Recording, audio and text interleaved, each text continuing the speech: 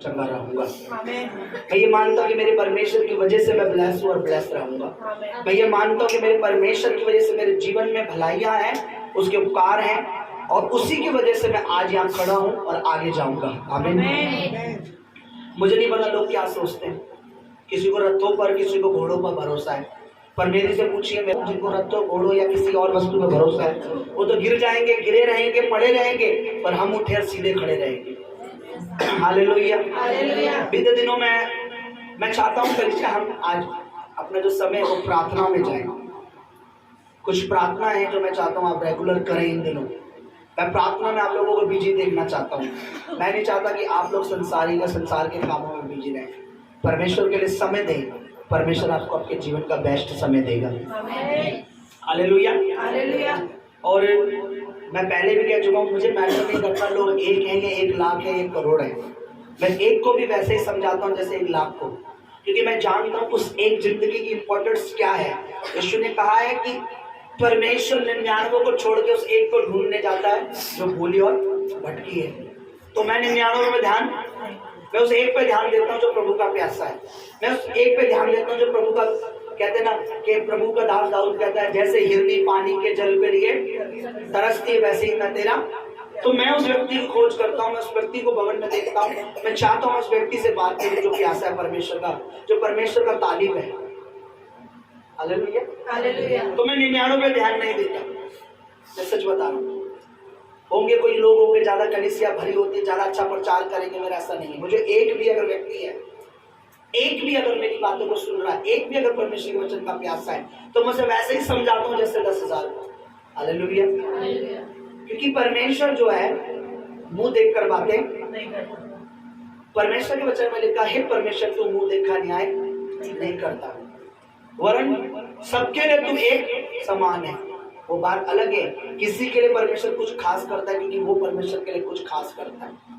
अगर आप खास आदर देते हो परमेश्वर को, तो आप परमेश्वर की नजर में खास व्यक्ति भी बन जाते हो, और वो आपके लिए कुछ खास करता भी। आप बाइबल में आप पढ़ के देख सकते हो, जिसने उसका आदर करा, खुदा ने उसको नाम दिया, रुतबा दिया, आशीष दी, बढ़ाया। कोई भी अय्यूब हो, अब्राहम हो, इसहाक हो, याकूब हो, कोई भी लगा लो। अगर आप परमेश्वर को इम्पोर्टेंट समझते हैं, खुदा आपको इम्पोर्टेंट, आपके कामों को, आपके नौकरी को, आपकी जॉब को, जो भी कुछ है, सारी चीजों को इम्पोर्टेंट समझता है। हालेलुया। बीते दिनों में थोड़ा सा प्रेयर में हूँ। प्रभु का धन्यवाद करता हूँ कि हमारी जो रात्रि प्रेयर स्टार्ट हो चुकी है। मैं आफ्टरनून में भी प्रेयर में हूँ और सोच रहा हूँ कि हाँ, रात दिन मैं प्रभु में और समय दूँ। लेकिन इसमें मेरी कोई खूबी, कोई लियाकत, मेरी कोई अपनी ताकत नहीं है। सारी महिमा परमेश्वर की आत्मा को जाए, जो मेरे दिल में डालता है तू कर। वो मुझे उठाता है, कहता है उठ प्रेयर कर, रात को प्रेयर कर, दोपहर में प्रेयर कर, सुबह प्रेयर कर। हालेलुया। उसकी इच्छा है, वो जैसा चाहे वो करे। अब मैं आपको एक बात कहना चाहता हूँ कल से, कि एक बात याद रखिए, जिस व्यक्ति की जिंदगी में प्रार्थना का एक जीवन होता है, चाहे वो प्रार्थना रेगुलर करने वाला व्यक्ति, जो प्रार्थना रेगुलर करता है, मैं आपको बता रहा हूँ, वो किसी और से कहीं ज्यादा आशीषित होता है। आपके पास परमेश्वर के लिए समय नहीं है, याद रखिए आप अपना समय बेकार कर रहे हो। आप अपना समय बेकार कर रहे हो अगर आपके पास परमेश्वर के लिए समय नहीं है। अच्छा, परमेश्वर ऐसा नहीं है कि आपका मुंह ताके। मैं सच बता रहा हूं, मैं वचन से आपको बता सकता हूं, परमेश्वर ऐसा नहीं है कि आपकी राह देखे कि वो क्यों नहीं आई आज, वो क्यों नहीं आया, वो क्यों नहीं आया। परमेश्वर उसकी राह देखता है जिसके हृदय में परमेश्वर के लिए प्रेम है, कि वो क्यों नहीं आया, जिसका मन परमेश्वर के लिए खुला है, जिसकी बुद्धि में कपट, परमेश्वर की राह देखता है। हालेलुया।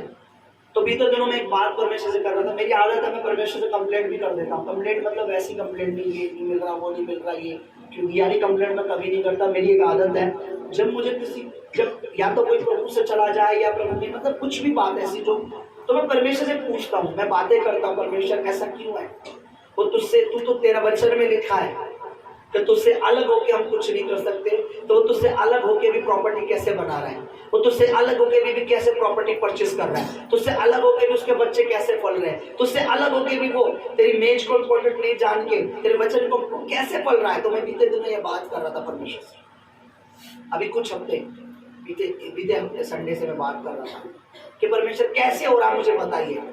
तूने तो कहा है कि मुझसे अलग होकर तुम कुछ नहीं कर सकते, फिर वो क्यों कैसे कर रहे हैं? कि बहुत से लोग ऐसे प्रभु से अलग हो गए, फिर भी वो अपने घर बना रहे, मकान बना रहे, फिर भी वो अपनी प्रॉपर्टी बना रहे हैं, या फिर भी वो अपने आप को अच्छा दिखा रहे हैं। मैंने परमेश्वर से कहा,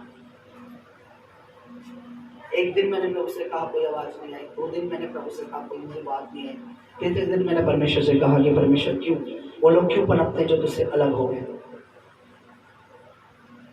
एक बात मुझे परमेश्वर ने बोली जो मैं चाहता हूँ आप स्क्रीन पर देखिए, ध्यान से पढ़िए, कोई जोर से पढ़िए जरा। इससे क्या लिखे है?